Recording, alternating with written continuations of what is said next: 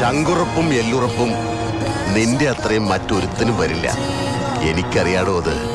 കാട്ടുകൊമ്പനോട് മല്ലയുദ്ധം പാടില്ല, വാരിക്കുഴി ഒരുക്കണം. അതാണ് ബുദ്ധിയുള്ള മനുഷ്യന്റെ വഴി. കോടതിയിൽ നിന്ന് അച്ഛനെ രക്ഷിച്ചു, അതുകൊണ്ട് തീരുന്നില്ലല്ലോ. ഇല്ലടാ, അത് പറയാനാ ഞാൻ വന്നത്.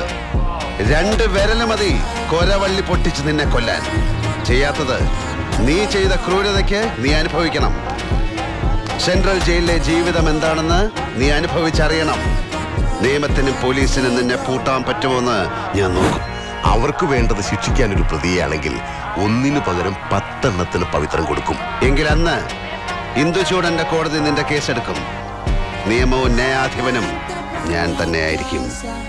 കൊല്ലും ഞാൻ.